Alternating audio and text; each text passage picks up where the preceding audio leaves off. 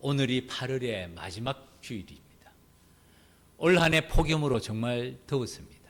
그런데 여러분 혹시 일기예보 보셨습니까? 올 겨울이 전례 없는 폭설이 내릴 예정으로 보도를 하더라고요. 왜냐하면 이 폭염이 지금 상공에 머물러 있으면서 이것이 기온이 떨어지면 엄청난 폭설로 내려올 가능성이 많다는 그런 예보를 보고 확실히 우리 삶에 있어서는 파도는, 고난은 파도처럼 쉴 새 없이 몰려오는 것이 아닌가 하는 생각을 합니다. 그러나 그 가운데서 기억할 것은 우리는 결코 혼자가 아닙니다. 주님께서 우리의 걸음걸음 동행하시고 함께 하심을 믿습니다. 오늘 본문의 말씀 중심으로 전투력, 발람과 니골라의 함정이라는 제목으로 같이 생각해 보고자 원하는데요. 오늘 본문의 말씀은 계속해서 우리 버가모 교회 이야기입니다. 버가모 교회 특징 있는 교회입니다. 첫 번째는 지리적 위치입니다. 지금 아시아 7교회가 순서대로 지금 표시를 보면 맨 밑이 에베소 교회였죠. 그 다음이 무슨 교회였습니까? 스무나 교회였습니다. 그 다음이 버가모 교회입니다. 버가모 교회 위치가 어떻습니까? 제일 위쪽에 있어요. 아시아 7교회 가운데서도 제일 위쪽에 있는 교회가 버가모 교회입니다. 그 다음이 두아디라 교회, 사대 교회, 필라델피아 교회, 라오디게아 교회, 이것이 요한계시록 2장에 나오는 아시아 7교회가 위치한 순서대로고 말씀이 나오는 순서대로입니다. 그래서 버가모 교회 오늘 이후로는 두아디라 교회는 그 밑으로 내려가고 사대 교회, 필라델피아 교회, 라오디게아 교회가 계속이 되고 있는 가장 북쪽에 있는 교회가 버가모 교회다. 특징입니다. 두 번째, 버가모 교회는 이름 그대로 사탄이 어떤 교회라고요? 버글버글 하는 교회. 사탄이 버글버글 하는 교회. 그래서 버가모입니다. 기억하십니까? 의술의 신, 의술의 신의 동상입니다. 버가모 지역에는 수호신만 해도 4개가 있는데 그 중에 하나가 이 의술의 신이었어요. 의술의 신이 왼쪽에 잡고 있는 막대기에 있는 이 매달려 있는 이게 뭐라고요? 뱀. 지금도 의사들 가운에 이 뱀의 문양이 다 새겨져 있지 않습니까? 그때부터 이미 전래되어 왔던 그런 상징입니다. 그리고 총 12개의 신전이 있었던 지역이 버가모 지역이라고 말합니다. 그러니까 정말 사탄이 버글버글한 곳이 버가모였어요. 뿐만 아니라 우리가 언젠가는 이제 터키에 성지순례를 한번 가야죠. 그때 아시아 7교회를 반드시 돌아봐야 되지 않습니까? 지금 버가모에 남아있는 버가모 교회의 흔적입니다. 이 버가모 교회는 원래 이 건물이 이전에는 신전으로 쓰였어요. 애굽의 신인 세라피스라는 신전으로 쓰이다가 이 신전이 폐쇄됐습니다. 그 다음에 교회가 이 건물 위에 이 건물을 교회로 사용한 겁니다. 그래서 본문에서 버가모 교회에게 거기는 사탄의 권자가 있는 데라, 무슨 뜻인지 알지 않습니까? 사탄이 왕으로 있는 곳이라는 곳입니다. 사탄이 사는 동네에 있는 곳입니다. 이런 사탄이 정말 버글버글한 그 지역에 신전이 가득 차 있을 뿐만 아니라 교회 자체도 이전에 신전으로 쓰던 건물을 교회가 사용하고 있는 그런 곳에서 버가모 교회 잘 싸웠어요. 전투력이 있었습니다. 그러나 잘 싸운 것만으로 끝나지 않고 또 그들은 함정이 있었습니다. 혹시 젖잘싸라는 말을 정치권에서 자주 하는데 들어봤습니까? 선거가 끝나고 나서 이 말 자주 하잖아요. 젖잘싸. 졌지만 잘 싸웠다. 졌지만 잘 싸웠다. 버가모 교회 얘기예요. 진 것은 아닌 것 같아요. 그렇지만 잘 싸웠어요. 잘 싸운 가운데 누가 있었습니까? 칭찬받는 안디바가 있었습니다. 이렇게 말하죠. 안디바를 말할 때 예수님께서 어떻게 말씀하십니까? 내 충성된 증인 안디바가 너희 가운데서 죽임을 당할 때에 내 충성된 증인, 이 충성되다 말은 피스토스라는 뜻인데 신실한이라는 같은 의미입니다. 이래서 원래 원문으로 번역하면 나의 충성된 나의 증인, 그러니까 내 충성된 증인, 짧은 문장인데 사실은 원어적인 의미는 내 충성된 내 증인이라는. 왜 그렇게 짧은 문장에 나의 것이라는 말을 2번씩이나 넣었을까요? 주님의 사랑에 비해. 주님의 사랑에. 안디바에 대한 주님의 애착을 보여줍니다. 나의 충성된 나의 정인, 나의 신실한 나의 정인, 바로 안디바에 대한 칭찬의 말씀을 기록하고 있습니다. 유세비우스의 기록에 하면 이 안디바 외에도 버가모 교회에서는 4명의 순교자가 있었다는 기록이 유세비우스의 역사 기록에 나온다고 말씀을 드렸죠. 종합적으로 말씀드리면 버가모 교회 사탄이 버글거리는 영적 싸움 한복판에 서 있는 교회였습니다. 제가 오늘 말씀을 준비하면서 어느 한 은퇴한 노 교수님의 칼럼이 생각났어요.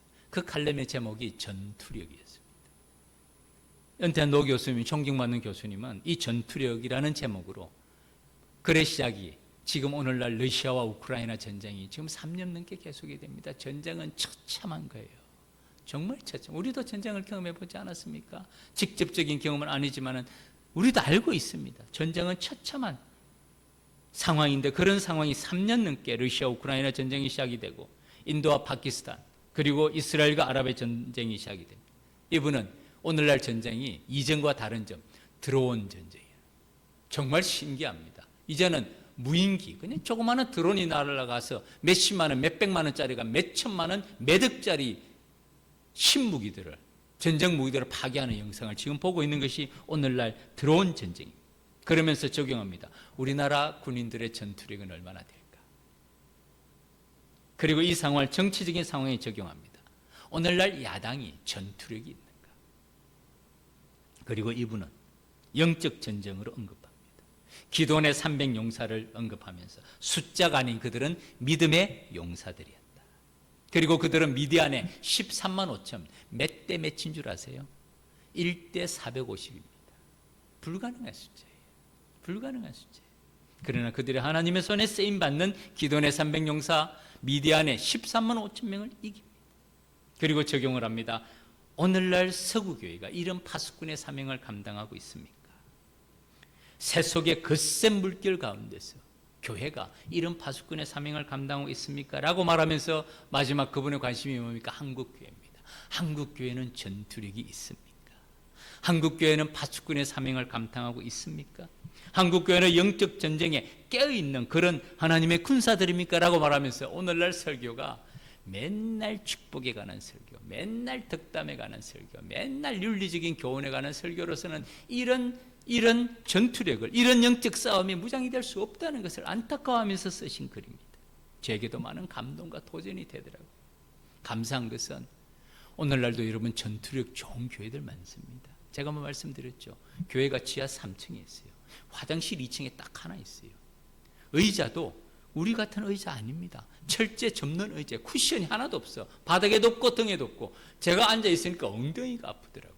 그런 교회도 예배 시간 30분 전에 3분의 2가 자리가 다 차요. 제가 한 10분 전에 도착했는데 자리가 없어요. 밖에 복도에서 예배를 드려야 돼요. 그런 교회들이 오늘도 많다는 사실이 얼마나 도전이 되는지 모릅니다. 그런 반면에 식물인간 같은 교회들도 많아요. 전투력 1도 없어요. 모든 에너지를 내부적인 갈등과 내부적인 분열과 내부적인 싸움에, 주도권 싸움, 소유권 싸움에 온통 소비합니다. 덩치는 컸지만 식물인간처럼 아무런 능력도 발휘할 수 없는 그런 교회들, 지역사회에 오랫동안 뿌리를 내리고 있지만은 정말 맛을 잃은 소금 같은 교회들도 없지 않습니다. 너무 안타까운 것이죠. 그 가운데서 저는 생각해 봤습니다. 우리 더 기쁜 교회는 어떤 교회가 되어야 될까? 비록 소수지만 전투력 있는 교회로 성장해가는 교회가 되기를 주의 이름으로 축복합니다. 파수꾼의 사명을 감당하는 교회가 될 줄 믿습니다. 깨어있는 기도원의 300용사처럼 하나님의 쓰임받는 군사가 될 때 미디안의 13만 5천 명 넉넉히 이기게 될 줄 믿습니다. 그런 하나님의 기쁨이 되는 교회가 전투력 있는 교회가 아니겠습니까? 이 도표를 기억하십니까? 이번 여름에 바닷가 가보셨는지요? 수영을 좀 해보셨는지요? 바닷물이 짜죠? 상당히 짭니다, 생각보다. 그런 짠 바닷물이 염분이 몇 프로 정도 되는 줄 아십니까? 그 바닷물에 대한 염분, 해수 1kg에 포함된 염분의 분포 비율 제가 한번 보여드렸죠. 해수 1kg에 염분이 몇 g이냐면 35g 있어요. 다시 말하면 100kg에 35kg이면 100개 중에서 3.5개, 4개가 안 돼요. 100개 중에서 4개만 짜면 온 바닷물이 짜는 것이 바닷물이에요. 염분이라는 게 놀랍습니다. 바닷물이 상당히 짜요. 그럼에도 불구하고 그 바닷물의 염분을 유지하는 것은 100개 중에서 4개만 염분이 있을 때 바닷물이 짜다는 거예요. 그리고 4개의 염분은 구체적으로 그 짠맛을 잃지 않냐는 내부적인 기록이 되어 있는 이 말씀을 말합니다. 이것이 바로 기도원의 300용사라는 믿음의 용사들의 모습입니다. 이런 교회들, 짠맛을 잃지 않는 교회, 어둠을 밝히는 빛의 사명을 다하는 교회, 그런 교회에 하나님이 기뻐하시는 교회들인 줄 믿습니다. 오늘 본문 버가모 교회, 주님께서는 전투력을 칭찬하신 다음에 잘 싸웠지만 함정이 있었어요. 그 함정이 바로 발람과 니골라 당의 교훈이었습니다. 14절 15절 말씀, 오늘 본문에 나오는 말씀입니다. 제가 따로 PPT를 준비했는데, 그러나 내게 2가지 책망할 것이 있다는 거예요. 그래서 버가모 교회는 칭찬과 책망을 겸하여 받은 교회입니다. 아시아 7교회 중에서 칭찬만 받은 교회는 2교회죠. 스무나 교회와 필라델피아 교회입니다.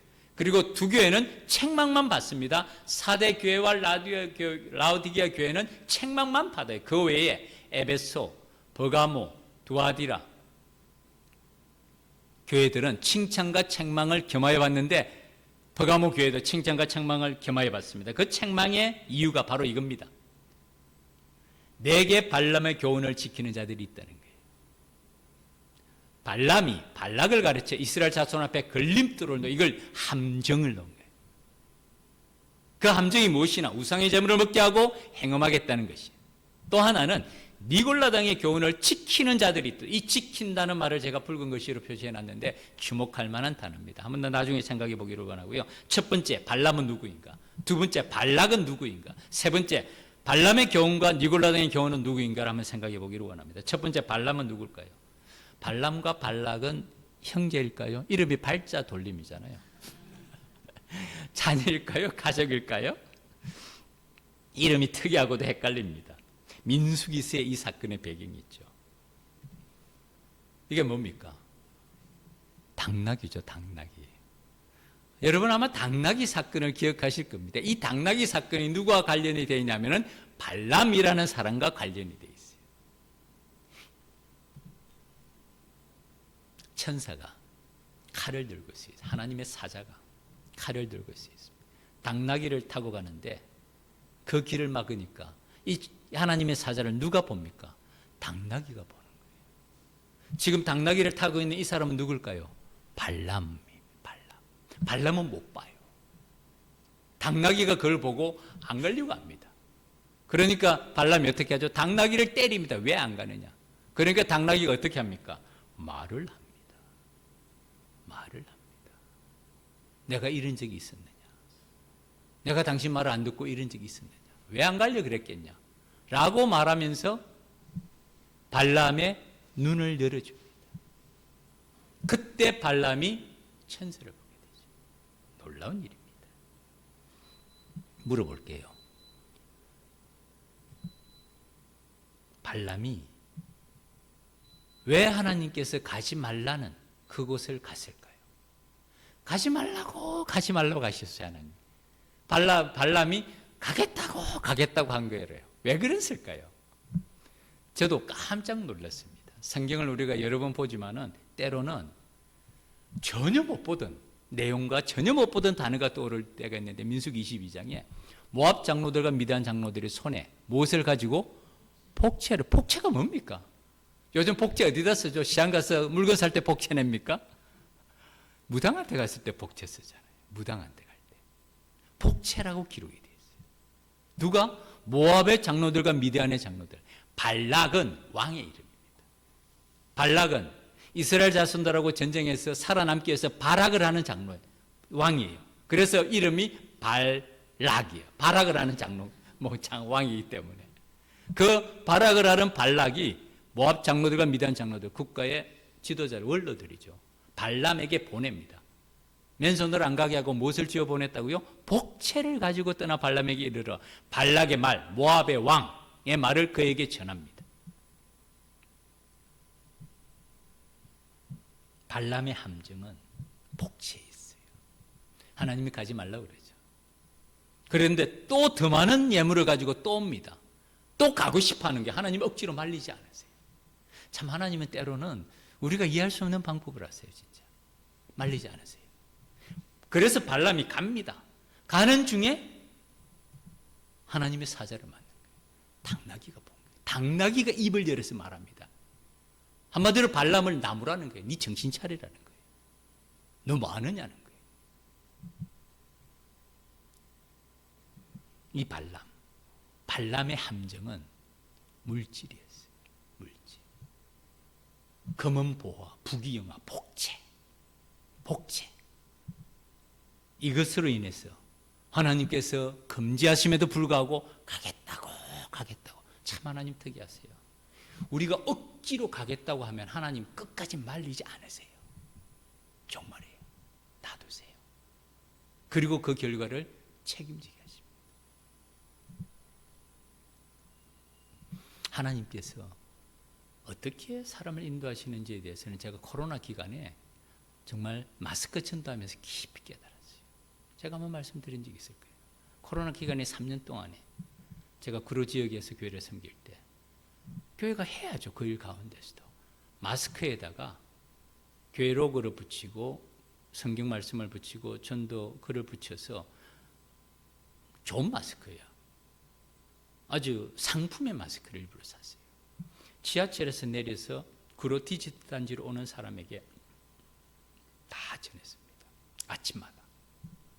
반응이 딱 두 가지로 나오죠. 어떤 분은 그때는 마스크를 강제로 다 써야 될 때입니다. 어떤 분은 마스크를 받고 고맙습니다. 감사합니다. 아니면 그냥 말없이 받는 사람도 많아요. 그런데 어떤 분은 마스크를 주는 걸 보고는 아예 그 길 오지 않고 삥 둘러가는 사람이 있어요. 우리 아무 말 안 해요. 그냥 현수막 뒤에 하나 걸어놓고 좋은 하루 되세요. 하나님은 당신을 사랑하십니다. 주님과 동행하는 복된 하루 되기를 바랍니다. 뒤에 현수막만 세워놓고는 아무 말 안 하고 줍니다. 좋은 하루 되세요. 어떤 분은 그야말로 받고 그냥 감사하고 고맙습니다라고 말하는 분도 있지만 딱 그 현수막 보고는 삥 둘러가는 사람이 있어요. 마스크를 보면 마스크가 누래요. 며칠간 쓴 것 같아. 근데 사실 하루하루 마스크 바꾸는 게 쉽지 않잖아요. 근데 그분들은 심지어는 마스크를 바꿔야 될 때가 있고 그냥 무료로 나눠주는 마스크임에도 불구하고 안 받습니다. 이유가 뭘까요? 교회에서 주는 거기 때문에. 그런 분은 제가 볼 때 어쩔 수 없어요. 그런 분은 구원받지 못하는 것을 하나님께서 나를 택하지 않아 그렇게 말 못해요. 자기의 결정. 지금 발람 계속 가겠다고 마음을 먹는 게 하나님께서 맨 처음에 분명히 가지 말라고 말렸습니다. 계속 가겠다고 하니까 놔둡니다. 그러면서 그 길에 하나님의 사자를 만나는 거예요. 이 나중에 발람이 어떻게 되는 줄 아십니까? 허무한 죽임을 당합니다. 민수기 31장에 발람의 죽음이 나와요. 미디안 다섯 왕들과 함께 이 발람, 성경에는 그가 선지자였다, 예언자였다, 주술사, 마법사 많은 명칭들이 있지만은 성경학자들에 의하면 발람이 하나님과 대면한 사건은 7회 이상이라고 말합니다. 엄청난 거예요. 그런 엄청난 체험 가운데 하나님에 대한 두렵고 떨림으로 살아가야 됨에도 불구하고 결국에는 자기 욕심 때문에 행합니다. 탐욕이에요. 탐욕. 왕이 제시하는 부가 권력과 명예에 대한 강한 욕망으로 나중에는 말씀드린 대로 민수기 31장에서 미디안 다섯 왕들과 허무하고 비참한 죽음을 당합니다. 그것이 발람입니다. 발락은 모압의 왕이었습니다. 이스라엘 백성들이 출애굽한 다음에 자기 힘으로는 이스라엘 백성들을 이길 수 없다는 사실을 그는 알고 있었습니다. 그래서 발람을 불러서 그들에게 아킬레스건이 무엇인지 그들의 약점이 무엇인지를 알아내고자 하는 이유로 많은 복채, 많은 금과 은을 보낼 이유가 있지 않겠습니까? 세상에 공짜는 없습니다. 발람에게 이렇게 모압 왕 발락이 돈을 주는 이유는 그에게 이스라엘 백성들의 아킬레스건을 얘기해 달라는 거예요. 그들의 약점을 말해 달라는 거예요. 그래서 하나님이 말리신 거예요. 발락의 표현은 소가 밭에 풀을 뜯어먹음 같이 이스라엘 민족들이 사방에 있는 것을 다 뜯어먹는다. 이미 이스라엘은 이전의 전쟁을 통해서 다 이기고 나오고 있어요. 그래서 모압 왕도 자기들의 힘으로 이길 수 없다는 걸 알고 있습니다. 그렇기 때문에 대책을 세운 것이 바로 발람에게서 이스라엘 백성들의 약점을 찾는 것인데, 그 약점을 발람은 발락에게 말해줍니다. 오늘 본문에서도 기록이 되어 있습니다.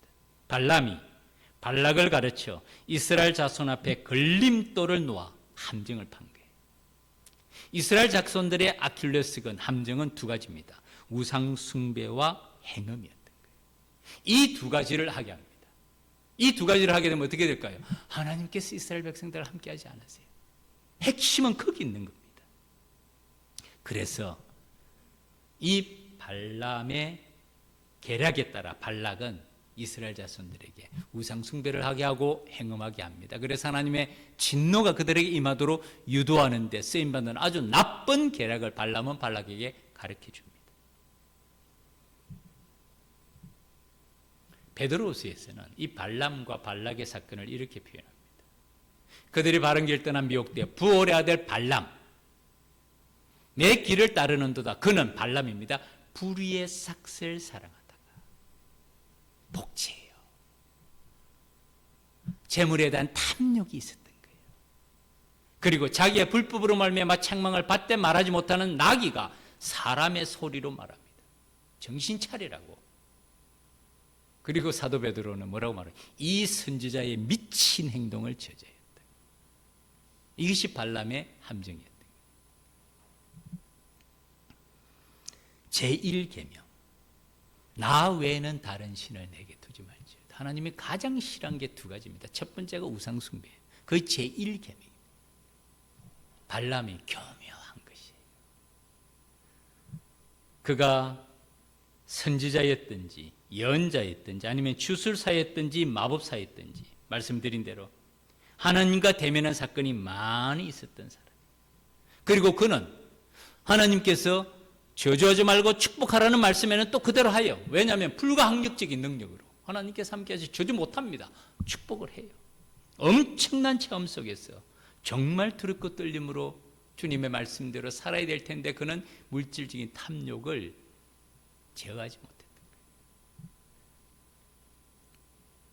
하나님께서 가장 싫어하는 우상숭배, 발락은 이스라엘 백성들에게 이런 함정을 팝니다. 그리고 이스라엘 백성들은 나중에 모압 여인들하고 같이 동침하게 돼요. 동침하면서 함께 그들과 우상숭배에 가담하게 됩니다. 성경은 사실은 우상숭배와 행음을 한 가지로 봅니다. 우상숭배는 영적인 간음이에요. 영적인 행음이에요. 육체적인 행음이 간음인 것이죠. 이것이 바로 발람의 교훈과 니골라당의 교훈의 공통점인 것입니다. 발람의 이 시대는 출애굽 시대니까 정확하게 역사적으로 BC 1450년 연대기가 나옵니다. 지금도 애굽의 역사 가운데서는 이 유대인들, 히브리 민족들이 출애굽한 그 역사가 이스라엘 연대기 가운데 마치 우리나라의 삼국 사기 같은 가운데 기록이 되어 있습니다. 정확하게 나와요. 1450년 BC. 그리고 그들이 광야에서 40년간 방황했기 때문에 모세오경, 구약의 말씀이 쓰여진 기록은 1450년에서부터 1400년대까지 BC.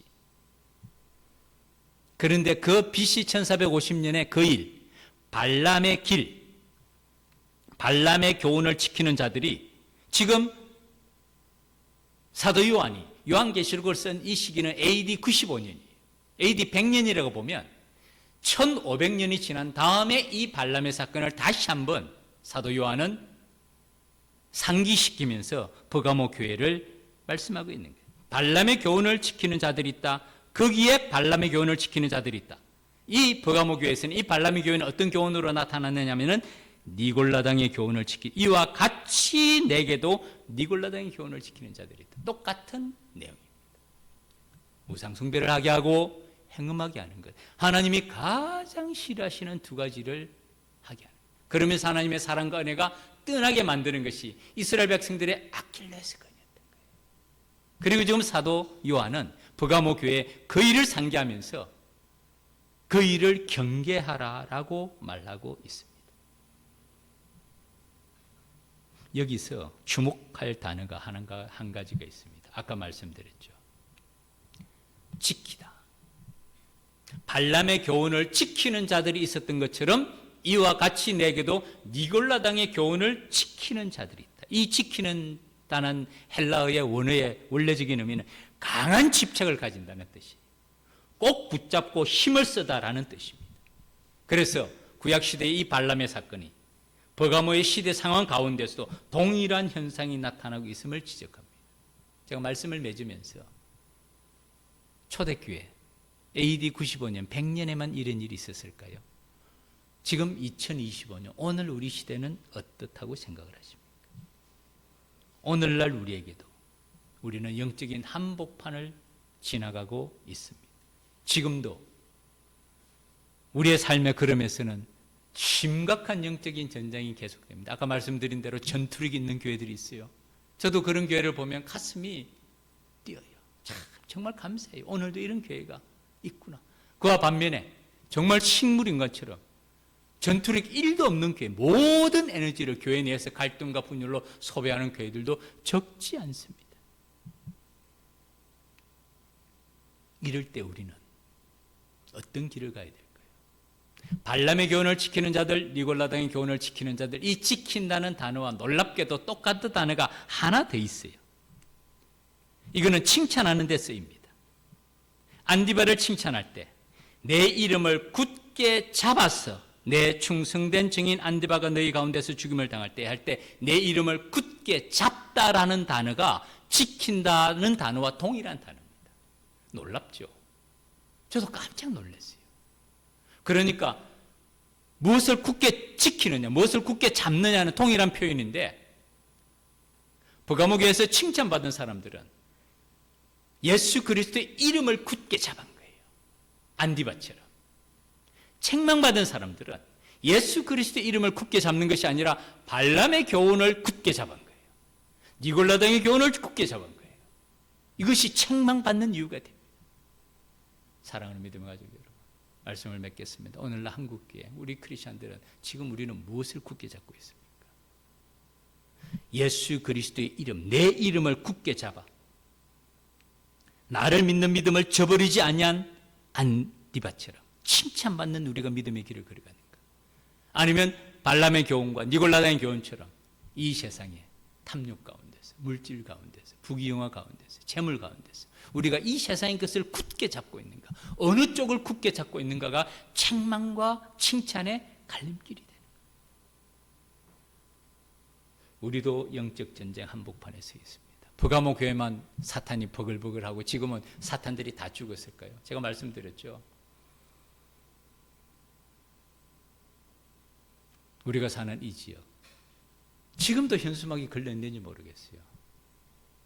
신내림 2주년 기념 복채 5만 원. 예, 복채 5만 원. 우리 신도시 지역의 광고. 영응사가 아니고 영응사, 무료 광자. 현수막이 걸려 있습니다. 전에 교회 섬기던 데는요, 정말 전통시장 옆에 마치 프레이드 하듯이 점집 기가 독일 만자잖아요. 쫙 걸려 있는 거예요. 골목이 전체가 다 점집이에요.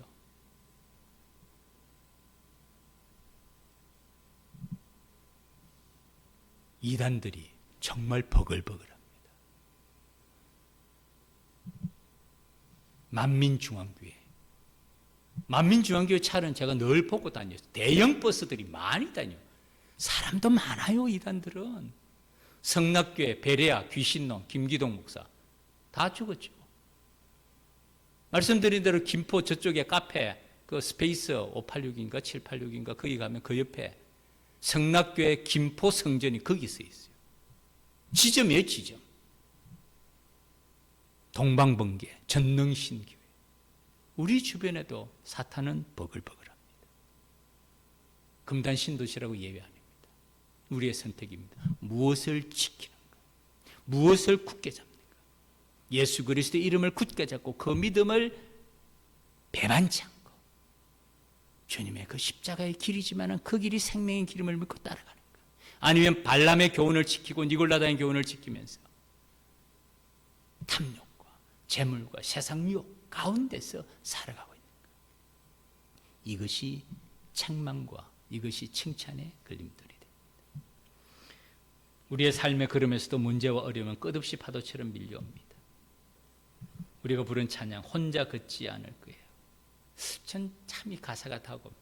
그대 폭풍 속을 걷고 있을 때, 비바람을 마주해야 될 때, 불빛조차 보이지 않을 때, 이 절망적인 상황 아닙니까? 어두운 상황이야. 폭풍 속에 걷고 있고 비바람을 마주해야 되고 불빛조차 보이지 않는 캄캄한 어둠인데 그대 혼자 걷지 않는다는 거예요. 주님이 함께 하시는 줄 믿습니다. 두려움 앞에서는 하늘을 보아요. 외로운 그대여 걱정 마요. 꿈꾸는 그 길을 또 걷고 걸어요. 그대 혼자 걷지 않을 거예요. 인생은 누가 그러더라고요. 독고다이라고. 혼자 걷는 거라고. 맞습니다. 인생은 독고다이에요. 그러나 우리는 또한 혼자가 아닙니다. 하나님의 약속이에요. 보혜사 성령을 너희와 함께 보내서 내가 너희를 고아와 같이 버려두지 아니하리라. 우리와 함께하리라. 주님의 약속입니다. 예수 늘 함께 하시네. 고단한 인생길 힘겨운 오늘도 우리 주님이 내 마음 아십니다. 지나간 아픔도 마주할 세상도 예수 내 마음 아십니다. 하루를 살아도 기쁨으로 가리. 예수 늘 함께 하시네. 후회도 염려도 온전히 맡기리. 우리 주님 함께 하십니다. 믿음의 눈을 들어 주를 보아 이 또한 지나가리라. 주어진 내 삶의 시간 속에 주님의 뜻 알게 하소서. 우리는 혼자가 아닙니다. 보혜사 성령께서 우리와 함께 하신다는 것 기억하시고 고아와 같이 버려두지 아니한다는 것 기억하시고 주님의 손 견고히 붙잡고 주님의 말씀 지키고 주님의 손 지키고 칭찬받는 우리 믿음의 걸음이 되기를 주님의 이름으로 축복합니다. 기도드리겠습니다. 하나님 아버지, 우리의 삶의 걸음도 영적 전쟁 한복판을 걸어갑니다. 우리는 무엇을 잡고 있으며 무엇을 지키고 있는지 다시 한번 점검하는 이 시간 되게 하여 주시옵소서.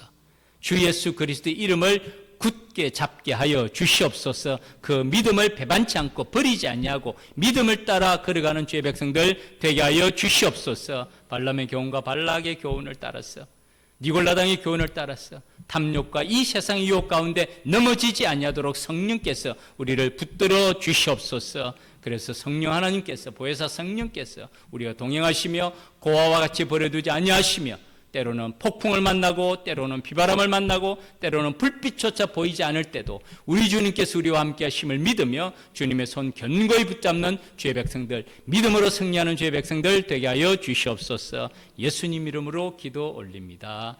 아멘.